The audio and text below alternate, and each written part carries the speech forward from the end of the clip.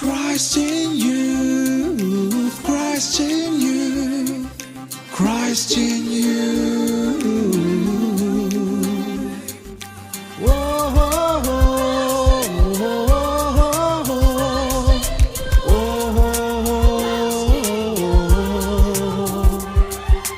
യുവജനമേ ഉണരൂ, നവഗണമായുയരൂ, യേശുവിൻ തിരുമാറിൽ ചേർന്ന് സ്നേഹം നുകർന്നിടൂ.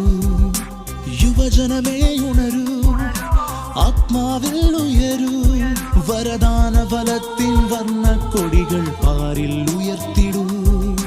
രക്ഷയുടെ പടത്തൊപ്പി അണിഞ്ഞണം, ഒരുങ്ങണം, നീതിയുടെ കവചം ധരിച്ചു പോരിനൊരുങ്ങണം, വചനമീതി തല വാഴെടുത്തിടണം, ദുഷ്ടനെ ജയിക്കാം വിശ്വാസ പരിചയ യുദ്ധവീരൻ യേശുവിൻ കൂടെ അണിചേർന്നിടണം. Christ in you, Christ in you, Christ in you. Christ in youth. Isho മിശിഹായ്ക്ക് സ്തുതിയായിരിക്കട്ടെ. എല്ലാവർക്കും ക്രൈസ്റ്റ് ഇൻ യൂത്തിന്റെ മറ്റൊരു എപ്പിസോഡിലേക്ക് സ്വാഗതം. ചെറിയ കാര്യങ്ങളിലൂടെ എങ്ങനെ വിശുദ്ധി നേടാം എന്ന് പഠിപ്പിച്ച ആളാണ് വിശുദ്ധ കൊച്ചുത്രേസ്യ. തങ്ങളുടെ ജീവിതത്തിൽ ചെറിയ ചെറിയ ഉത്തരവാദിത്തങ്ങളിലൂടെ വിശുദ്ധി നേടി ക്രിസ്തുവിനെ സ്വന്തമാക്കാൻ ആഗ്രഹിക്കുന്ന ഒരു കൂട്ടം യുവജനങ്ങൾ തൃശ്ശൂരിൽ നിന്നുള്ള ജീസസ് യൂത്തിലെ അംഗങ്ങൾ ഇവിടെ വന്നിരിക്കുകയാണ്. പ്രിയ കൂട്ടുകാരെ, ഒത്തിരി സ്നേഹത്തോടെ ഈ വേദിയിലേക്ക് സ്വാഗതം ചെയ്യുന്നു.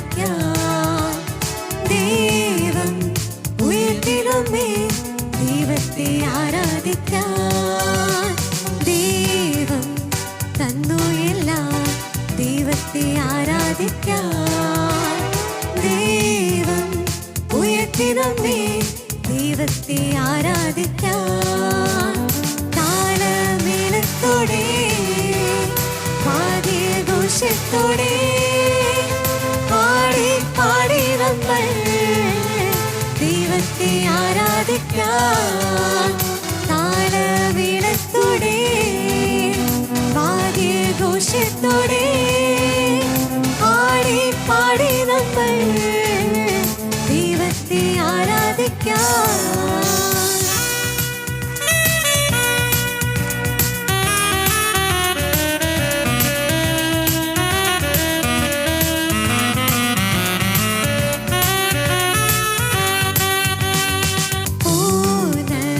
ശക്തിയോടെ ദൈവത്തെ ആരാധിക്കാം ആർപ്പിൻ ഘോഷത്തോടെ ദൈവത്തെ ആരാധിക്കാം പൂർണ്ണ ശക്തിയോടെ ദൈവത്തെ ആരാധിക്കാം ആർപ്പിൻ ഘോഷത്തോടെ ദൈവത്തെ ആരാധിക്കാം താളമേളത്തോടെ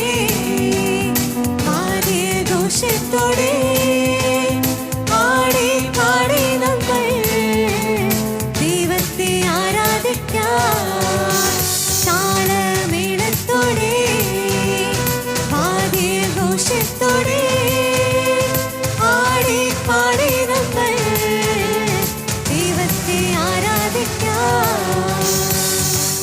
Christ in youth. സ്നേഹിക്കുന്ന ഈശോനാഥ, നിന്റെ സന്നിധിയിൽ ഞങ്ങളിന്ന് ഒരുമിച്ച് കൂടുമ്പോൾ ഈശോയെ ഒത്തിരി അധികം ഗ്രേറ്റ്ഫുൾ ആയിരിക്കുകയാണ്. അപ്പ ഞങ്ങൾ ഓരോരുത്തരെയും നീ പേര് ചൊല്ലി വിളിച്ചതിനോട് ഈശോയെ നന്ദി പറയുന്നു. ഈശോയെ, നീ ഞങ്ങളോട് സംസാരിക്കുന്നു. ഈശോയെ, ബൈബിളിലൂടെ ഈശോയെ, നീ ഞങ്ങളോട് ഒത്തിരിയേറെ കാര്യങ്ങൾ പറഞ്ഞിട്ടുണ്ട്. ഈശോയെ, നീ ഞങ്ങളെ നയിക്കുന്നുണ്ട്. അതിനെക്കോർത്ത് ഒത്തിരിയേറെ നന്ദി പറയുന്നു. നമുക്ക് ഈ ഒരു സമയം ഈശോ നമ്മളോട് പറയുന്നത് എന്താണെന്ന് നമുക്കൊന്ന് ശ്രദ്ധിക്കാം.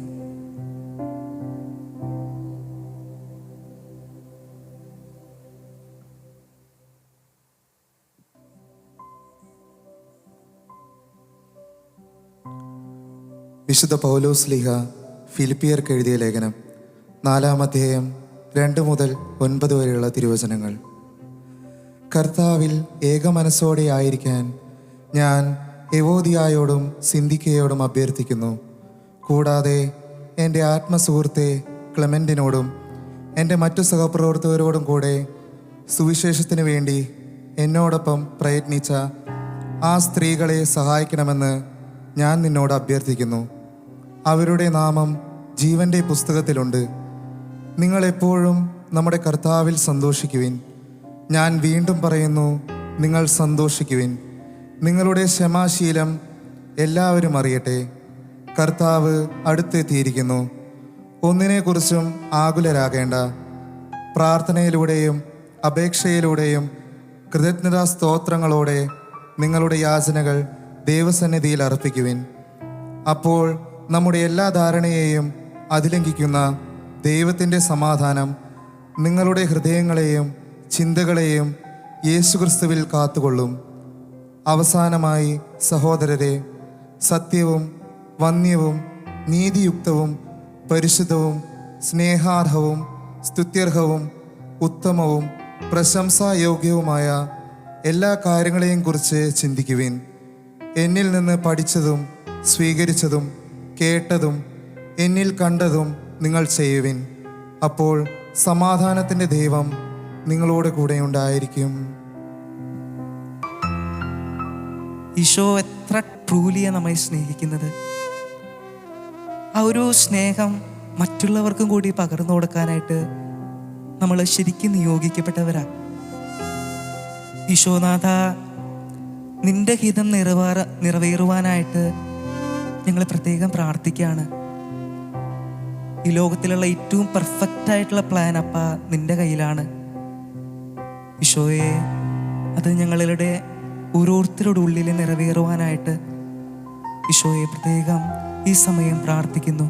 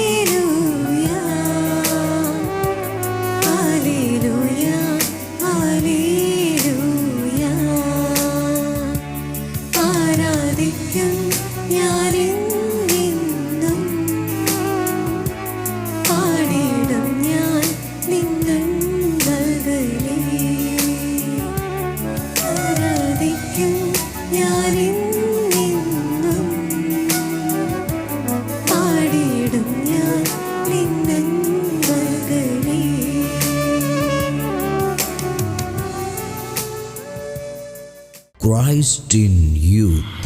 പ്രത്യാശിക്കാൻ ഒന്നുമില്ല എന്ന് കരുതിയിരിക്കുമ്പോഴും പ്രത്യാശിക്കാൻ ജീവിതത്തിൽ ക്രിസ്തു ഉണ്ടെന്ന് തിരിച്ചറിഞ്ഞ വ്യക്തിയാണ് നമ്മുടെ ഇടയിലെ ഇന്നത്തെ Christ in Youth icon Christine M Varghese.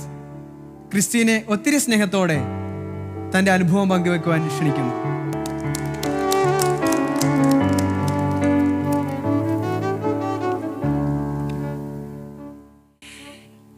എൻ്റെ പേര് ക്രിസ്റ്റീൻ എം വർഗീസ്.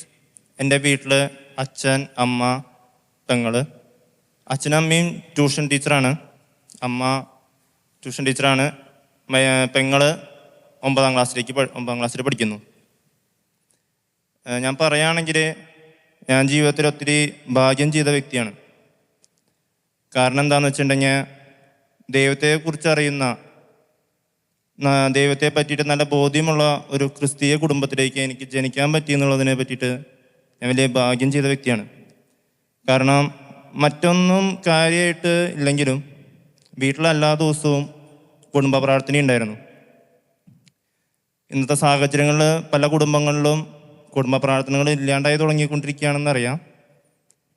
പക്ഷേ കുടുംബ പ്രാർത്ഥനയാണ് എൻ്റെ സ്പിരിച്വൽ ലൈഫിൻ്റെ അടിക്കല്ല് അല്ലെങ്കിൽ തറ. കാരണം എൻ്റെ കുഞ്ഞു ചെറുപ്പത്തിൽ ഞാൻ കുടുംബ പ്രാർത്ഥനയ്ക്ക് ഇരിക്കുമ്പോൾ എൻ്റെ അച്ഛനമ്മയും ഉയർന്ന സ്വരത്തിൽ സ്തുതിക്കുമായിരുന്നു. നല്ല ഒച്ചയെടുത്ത് സ്തുതിക്കുന്ന കാരണം ചിലപ്പോഴൊക്കെ നാട്ടുകാരൊക്കെ വരാറുണ്ട് എന്ത് പറ്റി എന്നുള്ളത് അറിയാൻ വേണ്ടിയിട്ട്. അപ്പം ഉണ്ണിയായിരിക്കുമ്പോൾ തന്നെ കൊച്ചായിരിക്കുമ്പോൾ തന്നെ ഇവരുടെ സ്തുതിപ്പിൻ്റെ ശബ്ദം കേട്ട് എനിക്ക് ഭയങ്കര പേടിയായിരുന്നു. അങ്ങനെ ഞാൻ പേടിച്ചിട്ടാണ് ആദ്യം സ്തുതിച്ചു തുടങ്ങിയത്. അപ്പോൾ ചെറുപ്പം മുതൽ എനിക്ക് സ്തുതിക്കാനും ദൈവത്തെ അറിയാനുള്ള കൃപാവരം ദൈവം എനിക്ക് ജന്മന എനിക്ക് നൽകി. എനിക്ക് ഈശോനെ പരിചയപ്പെടുത്തി തന്നതും എൻ്റെ ജീവിതത്തിലെ ആദ്യത്തെ സ്പിരിച്വൽ ലൈഫിൻ്റെ തുടക്കങ്ങളൊക്കെ നന്നായി നോക്കിയതും എൻ്റെ അച്ഛനും അമ്മയായിരുന്നു. അതുകൊണ്ട് തന്നെ ഈ സാഹചര്യത്തിന് ഞാൻ അവരോട് ആദ്യം നന്ദി പറയാണ്. കാരണം എന്നെ ഇത്രയധികം സ്നേഹിക്കുന്നൊരു ദൈവമുണ്ടെന്നും എൻ്റെ മനസ്സൊന്ന് വിഷമിച്ചാൽ എന്നെ സഹായിക്കാനായിട്ട് എൻ്റെ വിളിപ്പുറത്തുണ്ടെന്നും അറിയുന്നൊരു ദൈവം ഉണ്ടെന്ന് എനിക്ക് കാണിച്ചു തന്നത് എൻ്റെ അച്ഛനമ്മയായിരുന്നു. പിന്നീടുള്ള കാലഘട്ടങ്ങളിൽ പള്ളിയിലത്തെ ഒരു ചേട്ടൻ വഴി ജീസസ് യൂത്ത് എന്ന് പറഞ്ഞൊരു സംഘടന ഉണ്ടെന്ന് അറിയുകയും ഞാൻ അങ്ങനെ ജീസസ് യൂത്ത് സംഘടനയിലേക്ക് വരികയാണ് ചെയ്തത്. എനിക്ക് ജീസസ് യൂത്ത് സംഘടനയിലേക്ക് വന്നതിൻ്റെ ഏറ്റവും വലിയ ഗുണം ഉണ്ടായെന്ന് വെച്ചിട്ടുണ്ടെങ്കിൽ ഈശോയെ പറ്റി അറിയുന്ന അല്ലെങ്കിൽ ഈശോയെ പറ്റി അറിയാൻ ഒരുപാട് ശ്രമിക്കുന്ന അല്ലെങ്കിൽ ഒരുപാട് ത്യാഗം ചെയ്ത് ജീവിക്കുന്ന ഒരു പറ്റം സഹോദരന്മാരെ എനിക്ക് കാണാൻ പറ്റി എന്നുള്ളതാണ് അതിലെ ഏറ്റവും വലിയ ഗുണം. പ്രത്യേകിച്ച് ഈ കാലഘട്ടങ്ങളിൽ ഈശോനെ പറ്റി അറിഞ്ഞാൽ അത് കുറച്ചിലാണെന്നും അല്ലെങ്കിൽ ഈശോനെ പറ്റി അറിഞ്ഞിട്ടുണ്ടെങ്കിൽ അത് ഇങ്ങനെ മറ്റുള്ളവരൊന്ന് മറച്ചു വയ്ക്കുമെന്നൊക്കെ ശ്രമിക്കാൻ നടക്കുന്ന പല കുട്ടികളും നമ്മുടെ ജീവിത സാഹചര്യങ്ങൾ നമുക്ക് കണ്ടുമുട്ടാറുണ്ട്. അപ്പോൾ അവരോടൊക്കെ എനിക്ക് പറയാനുള്ളത് ഈശോയെ പറ്റി ഇത്ര അധികം അറിയാനും അല്ലെങ്കിൽ ഈശോയെ പറ്റി അല്ലെങ്കിൽ ഈശോയ്ക്ക് വേണ്ടി പ്രാർത്ഥിക്കുവാനൊക്കെ ഇത്ര അധികം ത്യാഗം ചെയ്ത് നടക്കുന്ന ഒരു പറ്റം സഹോദരന്മാർ ജീസസ് യൂത്ത് സംഘടനയിലുണ്ടെന്ന് ഞാൻ പറയുകയാണ്. ഞാനിവിടെ നിൽക്കുന്നത് എൻ്റെ ജീവിതത്തിൽ എന്നെ ദൈവം തൊട്ട ഒരു സാഹചര്യത്തിനെ പറ്റിയിട്ട് പറയാനാണ്. ഞാൻ +2 കഴിഞ്ഞിരിക്കുന്ന കാലവേളയിൽ എനിക്ക് ഡിഗ്രിക്ക് പഠിക്കണമായിരുന്നു. അപ്പോൾ ചെറുപ്പം മുതലുള്ള ആഗ്രഹമായിരുന്നു ഫിസിക്സ് പഠിക്കണം, ഫിസിക്സ് പഠിച്ച് വലിയൊരു ശാസ്ത്രജ്ഞനാവണം, അങ്ങനത്തെ ഒരു ചിന്താഗതി ഉണ്ടായിരുന്ന ഒരാളായിരുന്നു. അപ്പോൾ ഫിസിക്സ് ഞാൻ ഇങ്ങനെ +2 നന്നായി പഠിക്കുമായിരുന്നു. പക്ഷേ നമുക്കറിയാം നമ്മുടെ ഗവൺമെൻറ് സ്ഥാപനങ്ങളൊക്കെ സീറ്റ് കിട്ടണമെങ്കിൽ നല്ല ശതമാനം മാർക്ക് വേണം. അപ്പോൾ ഞാൻ നോക്കുമ്പോൾ ഫിസിക്സൊക്കെ നമ്മുടെ കേരളവർമ്മയിലും സെൻറ്റ് തോമസിലൊക്കെയാണ് തൃശ്ശൂർ ഭാഗത്ത് എൻ്റെ അറിവിലുള്ളത്. അപ്പോൾ അവിടെയൊക്കെ സീറ്റ് കിട്ടണമെങ്കിൽ തന്നെ ഡിമാൻഡുള്ള കോഴ്സും കൂടി ആയതുകൊണ്ട് തന്നെ നല്ല മത്സരം ഉണ്ടാവുമായിരുന്നു. പക്ഷേ +2 കാലയളവിൽ ഞാൻ പഠിക്കുമായിരുന്നു. ഞാൻ നന്നായി ഞാൻ പഠിപ്പിൻ്റെ കാര്യത്തിന് ഞാൻ ഉഴപ്പിയിട്ടില്ല എന്ന് പറയാം. അങ്ങനെ പഠിച്ചിരുന്ന അങ്ങനെ പഠിച്ച് അവസാനം റിസൾട്ട് വന്നു. റിസൾട്ട് വന്നപ്പോൾ അതെനിക്ക് പക്ഷേ ഞാൻ ഉദ്ദേശിച്ച കോഴ്സിനുള്ള പെർസെൻറ്റേജ് ഉണ്ടായിരുന്നില്ല. ഞാൻ ഉദ്ദേശിച്ചത് സെൻറ്റ് തോമസിൽ ചെയ്യാനും ആയിരുന്നു. അപ്പോൾ പക്ഷേ സെൻറ്റ് തോമസിൽ ഞാൻ അഡ്മിഷന് പോയപ്പോൾ അവിടുത്തെ കട്ട് ഓഫ് മാർക്ക് 98% 98.5% മാർക്ക് ഉണ്ടെങ്കിൽ അവിടെ ജനറൽ അന്ന് സീറ്റ് കിട്ടുള്ളൂ. ഞാൻ പക്ഷേ അന്നേരം അപ്ലൈ ചെയ്തു, എല്ലാ സ്ഥലത്തും അപ്ലൈ ചെയ്തു. പക്ഷേ എവിടെയും സീറ്റൊന്നും അലോട്ട്മെൻറ്റ് വന്നിട്ടുണ്ടായിരുന്നില്ല. സെൻറ്റ് തോമസിലെയും മാനേജ്മെൻറ്റ് കോട്ടയിലും ഞാൻ കൊടുത്തിട്ടുണ്ടായിരുന്നു. പക്ഷേ ജനറലിൽ എൻ്റെ പേരില്ല റാങ്ക് ലിസ്റ്റിൽ. ഇവിടെ മാനേജ്മെൻറ്റ് റാങ്ക് ലിസ്റ്റ് നോക്കുമ്പോൾ എനിക്ക് 200 താഴെ അല്ലെങ്കിൽ 250 തൊട്ട് മുകളിലായിട്ടായിരുന്നു റാങ്ക് ഉണ്ടായിരുന്നത്. അതായത് മാനേജ്മെൻറ്റ് കോട്ടയിൽ ആകെ 4-5 സീറ്റൊക്കെ ഉണ്ടായിരുന്നുള്ളൂ എന്ന് തോന്നുന്നു. അപ്പോൾ ഒരു 4-5 സീറ്റുള്ള സമയത്ത് 225 അല്ലെങ്കിൽ 221 റാങ്ക് ലിസ്റ്റുള്ള ഒരാൾക്ക് ഒരിക്കലും ആ 4 സീറ്റിനുള്ളിലേക്ക് കടന്നു വരാൻ പറ്റില്ല. അപ്പോൾ ഞാനും അപ്പനും കൂടി അന്ന് അഡ്മിഷനെ പോയി അവിടെ അഡ്മിഷനെ പോയപ്പോൾ ഞാൻ എന്തോ ഒരു രേഖ അങ്ങോട്ട് മറന്നു. രേഖ മറന്നപ്പോൾ ഞാനത് ഒരു ഓട്ടോ പിടിച്ച് പോവുകയാണ് ചെയ്തത്. കാരണം കട്ട് ഓഫ് മാർക്ക് 98% എന്നൊക്കെ കേട്ടപ്പോൾ തന്നെ പിന്നെ നടക്കില്ല എന്ന് എനിക്ക് മനസ്സിലായി. ഒരിക്കലും എനിക്ക് കിട്ടില്ല. 221 മാനേജ്മെൻറ്റ് കോട്ടയിലാണ്, ജനറൽ പോലുമല്ല. പക്ഷേ ഞാൻ ഓട്ടോയിൽ തിരിച്ചു പോണ സമയത്ത് എൻ്റെ അപ്പം കരയുന്നത് ഞാൻ കണ്ടു. കാരണം നിങ്ങൾക്കറിയാം, ഒരു അധ്യാപകൻ്റെ മകനൊക്കെ എന്ന് പറഞ്ഞിട്ടുണ്ടെങ്കിൽ പഠിപ്പിൽ ടോപ്പ് നിൽക്കേണ്ട ഒരു വ്യക്തിയാണ്. അപ്പോൾ പക്ഷേ പിന്നെ നാട്ടുകാരുടെ എന്നുള്ളതൊക്കെ അങ്ങനെയൊക്കെ കേൾക്കുമ്പോൾ ഭയങ്കര മാനസികമായിട്ടുള്ള സംഘർഷം കാരണം അപ്പം കരഞ്ഞു. പക്ഷെ അപ്പം കരയുന്നത് ഞാൻ കണ്ടു, അപ്പനത് കണ്ടില്ല എന്ന് നടിച്ചു. ഞാനത് കണ്ടപ്പോൾ പിന്നെ എനിക്ക് ആകെ മനസ്സുമെടുത്തു. ഞാൻ ഓട്ടോയിലിരുന്ന് ഞാൻ ആ രേഖ പിടിക്കുന്ന സമയത്ത് ഞാൻ കരഞ്ഞു. പക്ഷേ എന്താണെന്നറിയില്ല, ഉള്ളിൻ്റെ ഉള്ളിൽ നിന്നൊരു വിളി വന്നു. അതായത്, നീ പേടിക്കണ്ട, നിനക്ക് ഇവിടെ ഞാൻ സീറ്റ് ഒരുക്കി തരാമെന്ന്. പക്ഷേ അത് എങ്ങനെ നടക്കും എന്നുള്ളത് എനിക്കറിയില്ല. കാരണം 220 റാങ്ക് എന്നൊക്കെ പറയുമ്പോൾ സ്വപ്നത്തിൽ പോലും നടക്കാൻ പോണ കാര്യമില്ല. ആരെങ്കിലൊക്കെ 4 സീറ്റിൽ കയറും. അപ്പോൾ അങ്ങനെ മനസ്സുമടുത്ത് ഞങ്ങൾ വേറൊരു കോളേജിൽ MBA ഇംഗ്ലീഷിന് വേണ്ടി അഡ്മിഷൻ എടുത്തു. അവിടെ പൈസ അടച്ചു. അപ്പം അങ്ങനെ BA ഇംഗ്ലീഷിൻ്റെ ക്ലാസ് സ്റ്റാർട്ട് ചെയ്യാൻ വേണ്ടി കാത്തു നിൽക്കുകയാണ്. അപ്പോൾ അവിടെ എന്താ ഉണ്ടായെന്ന് വെച്ചിട്ടുണ്ടെങ്കിൽ ഒരു ദിവസം വൈകിട്ട് ഒരു ദിവസം രാവിലെ ഞാൻ ഇങ്ങനെ കമ്പ്യൂട്ടറിന് മുമ്പിൽ നിന്ന് എന്തൊക്കെ ചെയ്തുകൊണ്ടിരിക്കുകയായിരുന്നു. കാരണം കുറച്ച് കഴിഞ്ഞാൽ എനിക്ക് ക്ലാസ് തുടങ്ങും. BA ഇംഗ്ലീഷിൻ്റെ ക്ലാസ് തുടങ്ങാനുള്ള ദിവസമാണ്. അപ്പോൾ അങ്ങനെ മനസ്സുമെടുത്ത് അങ്ങനെ വെയിറ്റ് ചെയ്ത് നിൽക്കുന്ന സമയത്താണ് സെൻറ്റ് തോമസ് കോളേജിൽ നിന്നൊരു വിളി വരുന്നത്. മോനെ അവിടെ സീറ്റ് ഉണ്ട്, അപ്പോൾ നിങ്ങളങ്ങോട്ട് പോരേന്ന് പറഞ്ഞു. ഞാൻ എൻ്റെ മനസ്സിൻ്റെ ഉള്ളിൽ നിന്ന് പറയുന്നുണ്ടായിരുന്നു സീറ്റ് കിട്ടുന്നു. പക്ഷെ നടക്കാൻ പോണ കാര്യമില്ല, നടക്കില്ല. കാരണം 4 സീറ്റുകൾക്ക് വേണ്ടി 220 റാങ്കിലുള്ള ഒരാൾ ഒരിക്കലും ആ 4 സീറ്റിൽ എത്തിപ്പെട്ടില്ല. പക്ഷേ എൻ്റെ മനസ്സുമെടുത്തപ്പോൾ, അല്ലെങ്കിൽ എൻ്റെ മനസ്സൊന്ന് വിഷമിച്ചപ്പോൾ ദൈവം ഇറങ്ങി വന്നു. ഞാൻ ആ സമയത്ത് ആ സീറ്റിൽ നിന്ന് എനിക്കിപ്പോഴും ഓർമ്മയുണ്ട്. ഞാൻ തുള്ളാണ് ചെയ്തത്, അത്രയധികം സന്തോഷം കൊണ്ട്. കാരണം ഞാൻ മനസ്സിൽ ആഗ്രഹിച്ചൊരു കോഴ്സായിരുന്നു. അപ്പോൾ അത് ഒരിക്കലും നടക്കില്ല എന്ന് മനസ്സിലായപ്പോൾ അതിനൊരു മാനസിക സംഘർഷം വേറെ, അപ്പൻ്റെ വിഷമം വേറെ. അത് കഴിഞ്ഞിട്ട് ആകെ ദുഃഖത്തിൻ്റെ ഒരു തീരത്തിരിക്കുന്ന സമയത്ത് ഞാൻ ഇപ്പോഴും ആലോചിക്കും, മറ്റേ ചോസനിലൊക്കെ പത്രോസ് ഇങ്ങനെ മുങ്ങി താഴുമ്പോൾ ഞാനതുപോലെ ഒരു മുങ്ങി താഴുന്നൊരവസ്ഥയിലായിരുന്നു. അപ്പോൾ നമുക്ക് ചോസനിൽ നമുക്ക് കാണാം, ദൈവം സമുദ്രത്തിൻ്റെ മുകളിൽ കൂടെ നടന്ന് വന്ന് കൈ പിടിച്ച് ഉയർത്തിയൊരു സിറ്റുവേഷൻ. അപ്പോൾ അതുപോലത്തെ ഒരു കൈ പിടിച്ച് ഉയർത്തിയൊരു സിറ്റുവേഷൻ, അല്ലെങ്കിൽ കൈ പിടിച്ച് ഞാൻ ഈശ്വരനെ തൊട്ടെറിഞ്ഞൊരു നിമിഷത്തിലൂടെ ഞാൻ ആ ദിവസം കടന്നുപോയി.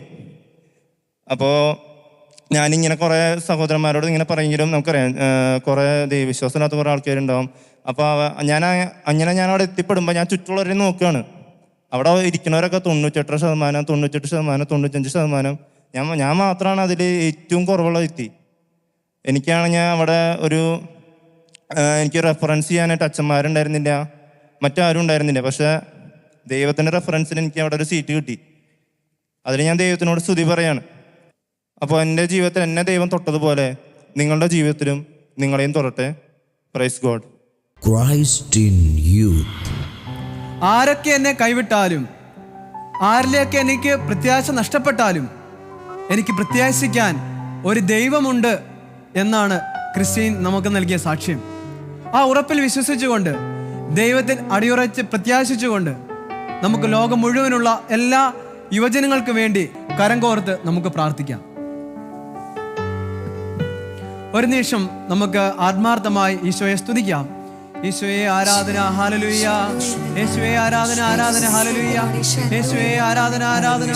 പ്രത്യാശ നഷ്ടപ്പെട്ടു പോകുന്ന യുവജനങ്ങളെ സമർപ്പിക്കുന്നു. തങ്ങളുടെ ജീവിതത്തിൽ വിജയം കൈവിട്ടു പോകുമ്പോൾ ഈശോയെ പ്രത്യാശ നഷ്ടപ്പെടാതെ അങ്ങയോട് ചേർന്ന് നിന്നുകൊണ്ട് അങ്ങനെ ആശ്രയിച്ചുകൊണ്ട് അവരുടെ ജീവിതത്തിൽ വിജയം കണ്ടെത്തുവാൻ ലോകത്തിലുള്ള എല്ലാ യുവജനങ്ങളെയും സഹായിക്കണമേ എന്ന് ഞങ്ങൾ പ്രാർത്ഥിക്കുന്നു.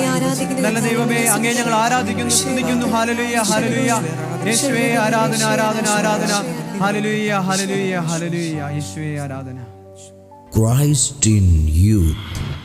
പ്രിയ സുഹൃത്തുക്കളെ, നമ്മുടെ വിശ്വാസ ജീവിതത്തിൽ അല്പം കൂടി വളരുവാൻ നമ്മെ സഹായിക്കുവാനായി ഇവിടെ എത്തിച്ചേർന്നിരിക്കുക ചാലക്കുടി നിത്യസഹായ മാതാ ദേവാലയത്തിന്റെ വികാരിയായിട്ടുള്ള നിക്സൺ അച്ഛനാണ്.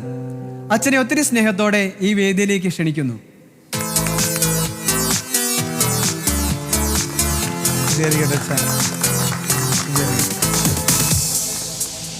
ഇരിക്കല്ലാവരും. നിങ്ങൾക്കൊക്കെ സുഖമാണല്ലോ അല്ലേ? സുഖമായിട്ടിരിക്കുന്നു അച്ഛാ.